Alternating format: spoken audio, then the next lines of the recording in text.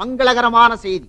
நமது இளவரசி பத்மினி தேவிக்கு நாளை 18வது பிறந்த தின விழா அரண்மனையில் பிரம்மாண்டமான முறையில் கொண்டாடப்படும். அது சமயம் போட்டி விளையாட்டுகள் நடைபெறும். இதில் யார் வேண்டுமானாலும் கலந்து கொள்ளலாம். போட்டியில் வெற்றி பெற்ற வீரருக்கு இளவரசியார் வீரவாளை பரிசாக வழங்குவார்கள். எல்லா தேசத்து அரசர்களும் விஜயம் செய்கிறார்கள். நாட்டு மக்களாகிய நீங்களும் ஒருங்கே திரண்டு வந்து விழாவினை சிறப்பிக்குமாறு கேட்டுக்கொள்ளப்படுகிறது. இது உதயப்பூர் மகாராணாவின் வேண்டுகோள்.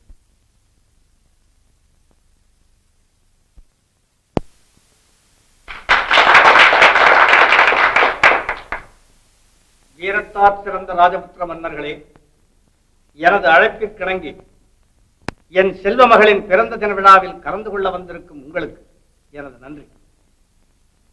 டில்லி சக்கரவர்த்தி அலாவுதீன் கில்ஜி அவர்கள் நமது அழைப்பிற்கு மகிழ்ந்து தான் வர முடியாத நிலையில் தனது பிரதிநிதியாக அம்மாபெரும் நாட்டின் தளபதி மாலிக் காபூர் அவர்களை அனுப்பி நம்மை கௌரவித்திருக்கிறார். சிறந்த வீரரும் பாதுஷாவின் வலது கையாக விளங்குபவருமான நமது மதிப்பிற்குரிய மாலிக் காபூர் அவர்களை என் சார்பிலும் உங்களது சார்பிலும் வருக வருக என்று இதயபூர்வமாக வரவேற்கிறேன்.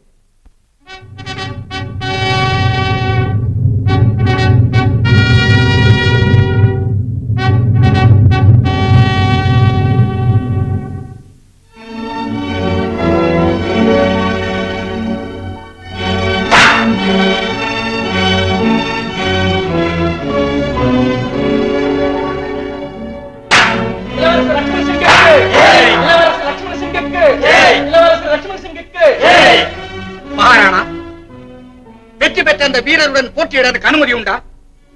அப்படியா? என்னமோ ஒரு ஆசை. ஏதாவது ஆட்சேபனை இருந்தா வேண்டாம். எனக்கு என்ன ஆட்சேபனை இருக்கிறது? உங்கள் விருப்பப்படியே போட்டியிடலாம். நன்றி மகாராணா.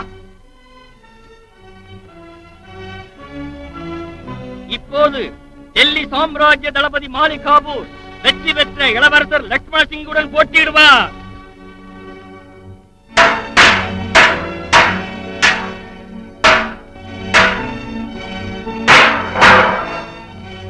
போட்டியில் கலந்து கொள்ள வேறு யாராவது இருக்கிறார்களா? யாருமே இல்லையா?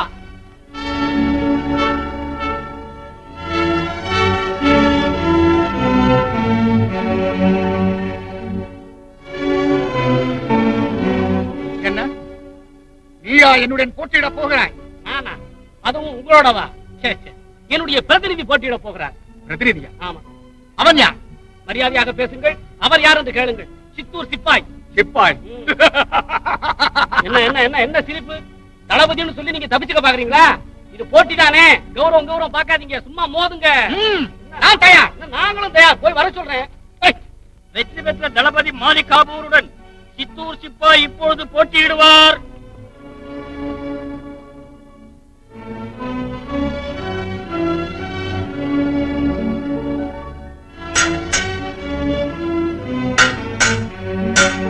சித்தூர் சிப்பாய்க்கு, சித்தூர் சிப்பாய்க்கு, சித்தூர் சிப்பாய்க்கு.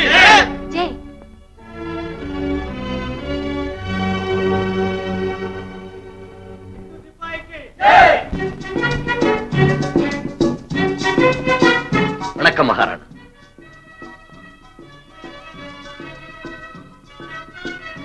சபாஷ் சிப்பாய், சபாஷ். பெரிய பெரிய போர்களை நடத்தி வெற்றி பெற்றுள்ள தளபதி மாலிக் காபூரையே போட்டியில் ஜெயித்து விட்டாய். உன் வீரமும் புகழும் மென்மேலும் ஓங்கட்டும். நீ இந்த பரிசுக்கு எல்லா வகையிலும் ஏற்றவன். உனக்கு என் மகள் இப்பொழுது பரிசு வழங்குவாள். பெற்றுக்கொள். நன்றி மகாராணா.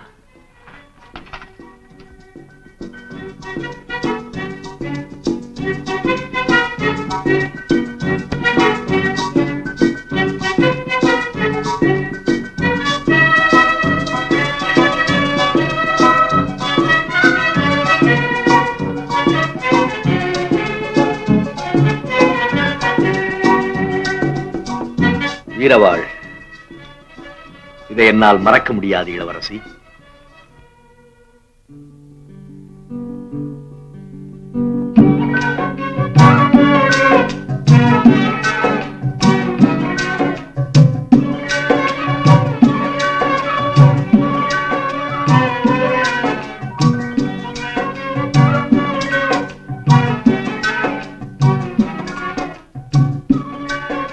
இளவரசி, இளவரசி, பால், பழங்கள் வேண்டாமடி. என்னம்மா இது? பாலும் வேண்டாங்கிறீங்க, பழமும் வேண்டாங்கிறீங்க. வேற என்னதான் வேணும்? தனிமைதான் வேண்டும். ஓ ரஞ்சிதா,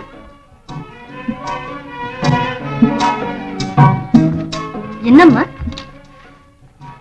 இன்று போட்டியில் வெற்றி பெற்றானே சித்தூர் நாட்டு சிப்பாய், அவனை பற்றி நீ என்னடி நினைக்கிறாய்?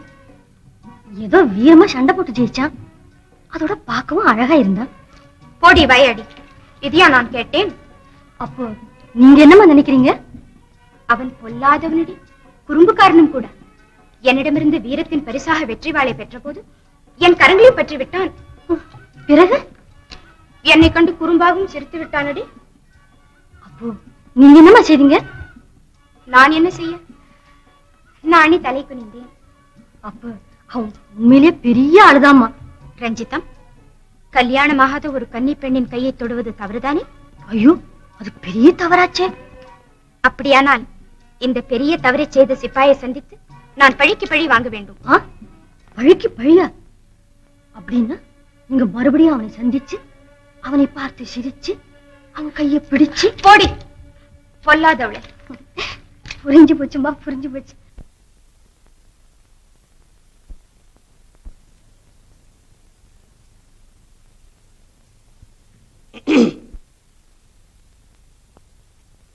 ஓ, தாங்களா?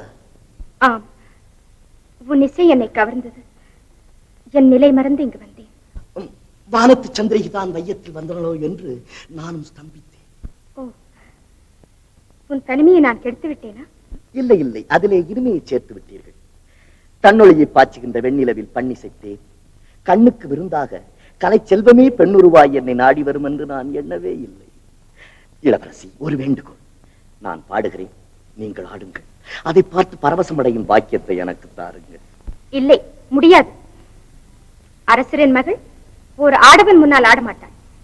வருகிறேன். இளவரசி, பாடும் இசையும் ஆடும் கலையும் ஒன்று சேர்ந்தால் தாளங்கள் தவறும், பாதங்கள் பின்னும். ஆகவே அவைகள் ஒன்று சேராது, சேர முடியாது. வழிவிடு சிப்பாய்.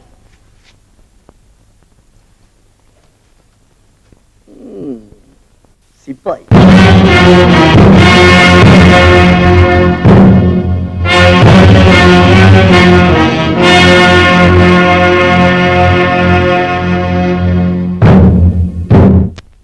முற்றுகை துவக்கி 7 நாட்கள் ஆகின்றன.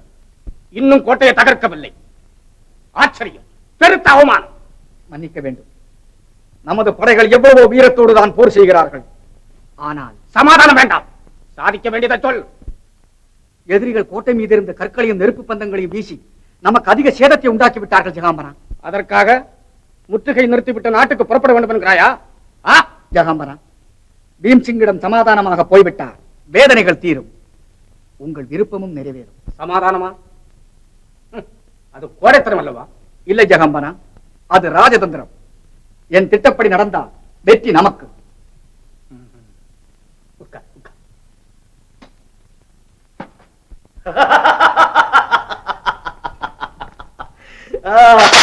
அம்மா, ஒரு வேடிக்கையான சம்பவம் தெரியுமா தங்களுக்கு? என்ன அது? அலாவுதீன் நம்மிடம் போருக்குத்தானே வந்தான்.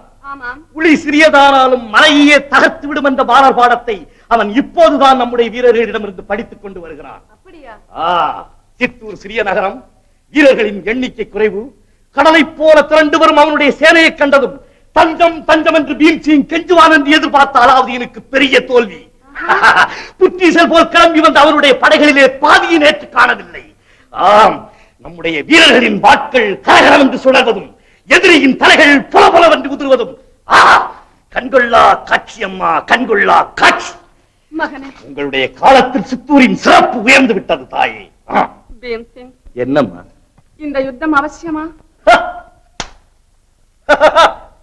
நல்ல கேள்வி அம்மா. இது நாடு பிடிக்க நான் ஆசைப்பட்டேனா? அலாவுதீன் கில்ஜியின் கோட்டையிலே என்னுடைய கொடி பறக்க வேண்டும் என்று நான் விரும்பினேனா? அல்லது சித்தூரின் வீரபூமியிலே ரத்த நீர் பாய்ச்சி வெற்றி கதிர இருக்க கனவு கண்டேனா? பறைமுடைக்கு நான் பகைவன். சரி என்று சவாலை ஏற்றேன். போர் நடக்கிறது. அப்போது போர் எப்போது முடியும்? அவர்கள் புறமுதுகிட்டு ஓட வேண்டும். இதுவரை என் மகள் இவ்வளவு நேரம் ஆடியதே இல்லை. அப்போது வெற்றி யாருக்கு? இளவரசிக்குத்தான். இளவரசி உண்மையிலேயே இணையற்ற ஆடரசிதான். அவர்கள் இப்படியே ஆடிக்கொண்டே போனால் என்னால் பாட முடியாது மகாராஜா. ஆகையால் நிச்சயமாக வெற்றி இளவரசிக்குத்தான். சிப்பாய், நீ வீரன் மட்டுமல்ல, இன்னிசை புலவனாகவும் இருக்கிறாய். என்ன பரிசு வேண்டுமானாலும் கேள், தருகிறேன். கேட்டு பழக்கமில்லை என்றாலும் தாங்கள் கொடுப்பதாக வாக்களித்து விட்டீர்கள். ஆகையால் நான் கேட்காமல் இருப்பதும் நியாயமில்லை. ஆனால் நான் கேட்பது கிடைக்க வேண்டுமே மகாராஜா. உதயபூர் மன்னன் சொன்னது சொன்னதுதான். எது வேண்டுமானாலும் கேள். மதிப்பரிய மாணிக்கங்கள் வேண்டுமா? அது மண்ணில் புதைந்து கிடப்பவை, எனக்கு அதற்கு. ஏதாவது ஊர் வேண்டுமா? உள்ளதே போதும் என்ற எண்ணம் கொண்டவன் நான் மகாராஜா. சிற்றரசு பதவி? அது அடிமை வாழ்வு, எனக்கு தேவையில்லை. குறைவற்ற செல்வத்தை கொடுக்கட்டுமா? நோயற்ற வாழ்வு வாழ்கிறேன் பிரபு. பிறகு என்னதான் வேண்டும்? சீக்கிரம் சொல். எனக்கு எனக்கு நிலா வேண்டும். உங்களால் கொடுக்க முடியுமா? நிலாவையா? எட்டாத வட்ட நிலாவை கேட்க நான் என்ன முட்டாளா? மகாராஜா, அழகு ததும்பும் உதயபூர் வானிலே பவனி வருகிறது ஒரு நிலா. அது வெள்ளி நிலா. அதே சமயம் உதயபூர் அரண்மனையிலே பவனி வருகிறது ஒரு நிலா. அது தங்க நிலா. அந்த நிலாவை எனக்கு கொடுத்து விடுங்கள் மகாராஜா. என்ன, தங்க நிலாவா? ஆம், தங்க நிலா. இளவரசி பத்மினிதான் உதயபூர் மாளிகையில் ஒளி வீசும் மங்காத தங்க நிலா. அவளைத்தான் பரிசாக கேட்கிறேன். என்ன என்ன சொன்னாள்? அக்கிரமம், கிறுக்கன், என்ன வாய் துடுக்கு? ஏன் ஏன் நான் கேட்டது தவறா? தடாகத்திற்கு அழகு தாமரை, மாணிக்க மகுடத்திற்கு அழகு அதன் நடுவே இருக்கும் மரகதக்கல். கலைஞன் நான். ஒரு கலைமயிலை விரும்பியதில் தவறில்லையே. நீச்சனை, என் மகளுக்கேற்றவன் நீயா? கேவலம் ஒரு சிப்பாயா? உதயபூர் மன்னர் ஒரு முறை சொன்னதுதான். உங்கள் வாக்கு தவறக்கூடாது. நீங்கள் தவறினாலும் நான் தவற விடமாட்டேன் மகாராஜா. விடியுங்கள் அவனை.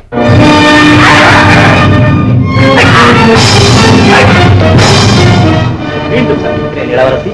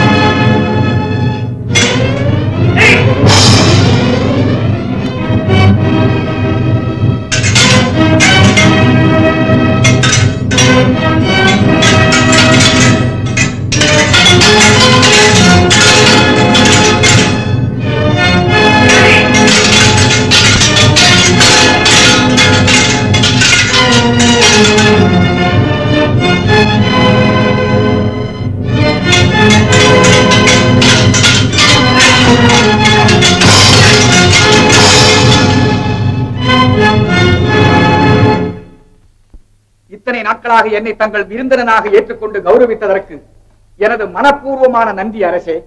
தளபதியாரே, தங்களின் விஜயம் எனக்கும் என் நாட்டுக்கும் பெருமை அளித்தது. இந்த விஜயத்தினால் டெல்லி சாம்ராஜ்யமும் உதயபூர் நாடும் நேச உறவினால் பிணைக்கப்பட்டதாக நான் உணர்கிறேன். ஆமாம் அரசே, கண்டிப்பாக நமது இரண்டு நாடுகளும் ஐக்கியம் அடைந்து விட்டன. தங்களிடம் சக்கரவர்த்திக்கு தனி அபிமானம். ஆகவேதான் இந்த விழாவிற்கு தன்னுடைய சார்பாக என்னை அனுப்பி வைத்தார். இது எவருக்கும் கிடைக்காத கௌரவம், தெரியுமல்லவா? தெரியும். என்னுடைய நன்றி கலந்த வணக்கத்தையும் என் நாட்டு மக்களின் அபிமானத்தையும் சக்கரவர்த்திக்கு தாங்கள் தெரிவிக்க வேண்டும். தவறாமல் தெரிவிக்கிறேன். இதனால் சக்கரவர்த்தி மிக்க மகிழ்ச்சி அடைவார். அரசே, நான் இன்று மாலை புறப்படுகிறேன். தங்களை தகுந்த மரியாதைகளோடு வழி அனுப்ப ஏற்பாடு செய்திருக்கிறேன். தளபதியாரே, தங்கள் மன்னர் பல்லாண்டு வாழட்டும். தங்கள் சாம்ராஜ்யத்தின் கீர்த்தி ஓங்கட்டும். நம் நட்பு நீடூழி நிலைக்கட்டும். உதயபூர் ஜிந்தாபாத்.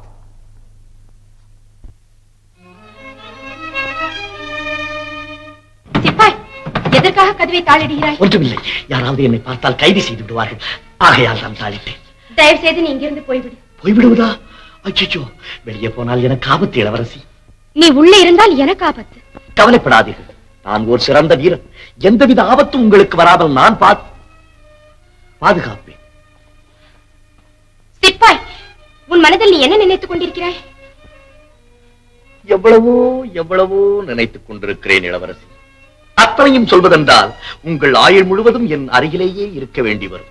சிப்பாய், இளவரசி, இப்படி கோபித்துக் கொள்கிறீர்களே, ஏன் என்னை கோவிலில் இருந்து அழைத்து வந்தீர்கள்? ஐயோ, நான் அழைத்து வந்தேன். நீயாகத்தானே பல்லக்கில் ஏறிக்கொண்டாய். உடனே என்னை பிடித்து உங்கள் சிப்பாய்களிடம் ஒப்படைத்திருக்கலாமே, நீங்கள் ஏன் அதை செய்யவில்லை? ஐயோ பாவம் என்று உன்னிடம் இரக்கம் காட்டினேன். அந்த இரக்கத்தை இன்னும் 2 நாட்கள் காட்டுங்கள் இளவரசி. அதற்குள் நான் 2 நாட்களா? அரசகுமாரியின் அந்தப்புறத்தில் ஒரு ஆடவன் 2 நாட்கள் தங்குவதா? பரவாயில்லை, நீங்கள் திடமாக மன உறுதியோடு இருங்கள். படுப்பதற்கு எனக்கு பஞ்சனை தேவையில்லை. உணவு, பால், பழம் இன்னும் ஏதாவது இருந்தால் போதும். என்ன? நீங்கள் இந்த அறையில் இருந்தால் நான் அந்த அறையில் இருக்கிறேன். நீங்கள் அந்த அறைக்கு வந்தால் நான் இந்த அறைக்கு வந்து விடுகிறேன். பிறகு நீங்கள் இங்கு வந்தால் அது என் படுக்கை அறை. அங்கே போக உனக்கு உரிமை இல்லை. ஐயோ, யாரோ வந்து விட்டார்கள். சிப்பாய், பயப்படாதீர்கள், போய் பாருங்கள், நான் மறைந்து கொள்கிறேன். அம்மா, தங்களை காண மகாராஜா வருகிறார். அப்பாவா? சரி, நீ போ.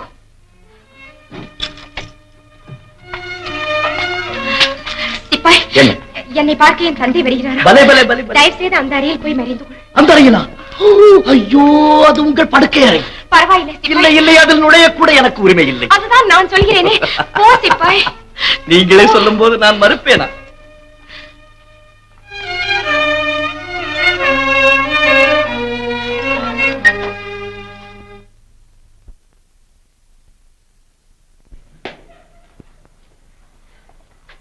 வாருங்களப்பா. அம்மா, உன்னிடம் ஒரு முக்கியமான விஷயத்தை பற்றி பேச விரும்புகிறேன். அது என்னப்பா அவ்வளவு முக்கியமான விஷயம்? உன்னுடைய பிறந்த நாள் விழாவுக்கு வந்திருந்த அரசகுமார்கள் எல்லோரும் உன் அழகை கண்டு பிரமித்து போயிருக்கிறார்கள். நீ அவர்களில் யாரையாவது தேர்ந்தெடுத்திருந்தால் உன் திருமண விஷயத்தை மற்றவர்களுக்கு தெரிவித்து விடலாம். என்னுடைய பிரச்சனையும் தீரும். அப்பா, என் திருமண விஷயமாக நான் இதுவரை சிந்தித்ததே இல்லை. இதற்குள் எனக்கு எதற்கப்பா திருமணம்? உன்னுடைய திருமணத்தால் அரசியல் சிக்கல்கள் ஏற்பட்டு விடக்கூடாது என்று நான் நினைக்கிறேன். ஆகையால் சரியப்பா, நான் சிந்தித்து சீக்கிரம் முடிவு சொல்கிறேன். நல்லதம்மா, நான் வருகிறேன். ஏனப்பா, அந்த சித்தூர் நாட்டு சிப்பாய் தப்பி விட்டானா? தப்ப விடுவேனா? பிடிப்பதற்கு வேண்டிய ஏற்பாடுகள் செய்திருக்கிறேன். பிடிபட்டு விடுவான். நீ எதற்கும் ஜாக்கிரதையாக இருமா.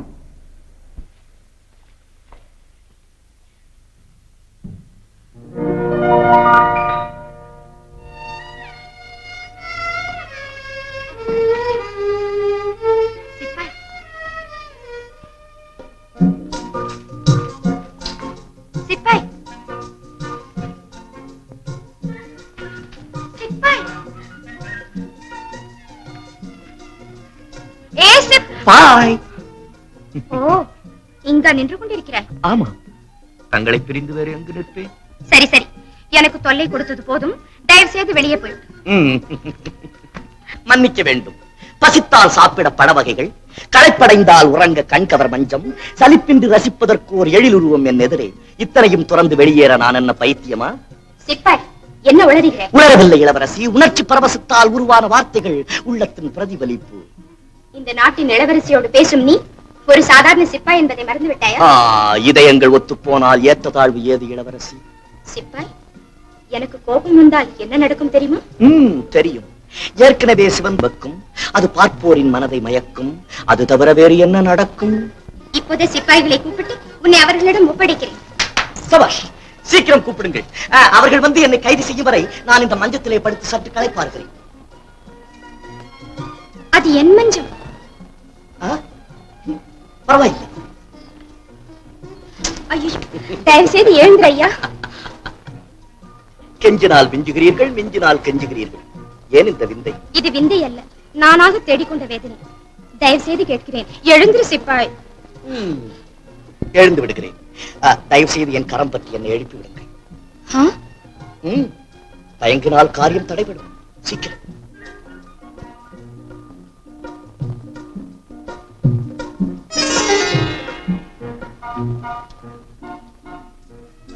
இளவரசி, என் மீது கோபமா? ஒரு கன்னி பெண்ணிடம் இப்படி வம்பு செய்தால் கோபம் வராமல் வேற என்ன செய்யும்? ஓ, மன்னிக்க வேண்டும். உங்கள் மனதை மிகவும் புண்படுத்தி விட்டேன். இனி என்னால் உங்களுக்கு எந்த விதமான இடைஞ்சலும் இருக்காது.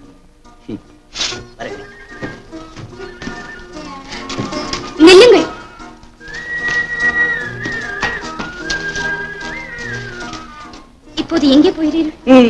எங்கோ போகிறேன். அதை பற்றி உங்களுக்கு ஏன் இவ்வளவு கவலை?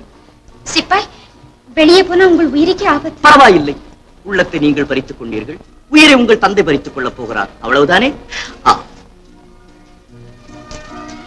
சிப்பாய், சிப்பாய், சிப்பாய், சிப்பாய். என் உத்தரவில்லாமல் நீங்கள் இந்த இடத்திலிருந்து வெளியேற முடியாது. வேண்டாம் இளவரசி, என்னால் தங்களுக்கு எந்த விதமான வேதனையும் வேண்டாம். வேண்டும் சிப்பாய். இனம் புரியாத ஒரு இன்ப வேதனையை ஏற்படுத்திவிட்ட நீங்கள் என் சொல்படி நடக்க வேண்டும். இளவரசி, நான் ஒரு சாதாரண சிப்பாய் என்பதை தாங்கள் மறந்து விட்டீர்களா? இதயங்கள் ஒத்து போனால் ஏற்ற தாழ்வுகள் ஏது சிப்பாய்? உண்மையாகத்தான் சொல்லுகிறீர்களா இளவரசி? உணர்ச்சி பரவசத்தால் உருவான வார்த்தைகள், உள்ளத்தின் பிரதிபலிப்பு. இளவரசி, சிப்பாய், ஏன் இப்படி உங்கள் கரம் நடுங்குகிறது? நடுக்கமல்ல, உங்கள் கைப்பட்டதால் ஏற்பட்ட மெய்சிலிர்ப்பு. இளவரசி, நீங்கள் நிறுத்துங்கள். என்னை நீ என்று அழைத்தாலே போதும், அதுவே நம் நெஞ்சங்கள் இணைந்ததற்கு சான்று. உன்னிடமிருந்து வீரவாளை நான் பரிசாக பெற்ற போது பண்பட்ட என் உள்ளத்தில் உன் கண் பட்டது. அன்று நான் கருத்திழந்தேன். அன்றிலிருந்து இன்று வரை காலத்தை எதிர்நோக்கி நானும் கொடுத்திருந்தேன். உண்மையாகவா? உங்களை மறுபடியும் காண வேண்டும் என்ற ஆசை பிறந்தது. கண்ட பிறகு அன்பு பிறந்தது. உங்களோடு பேச வேண்டும் என்ற ஆவல் பிறந்தது. பேசிய பிறகு காதல் பிறந்தது. இல்லை, நாம் இருவரும் ஒருவருக்காகவே ஒருவர் பிறந்தோம் என்ற எண்ணம் பிறந்தது. இளவரசி,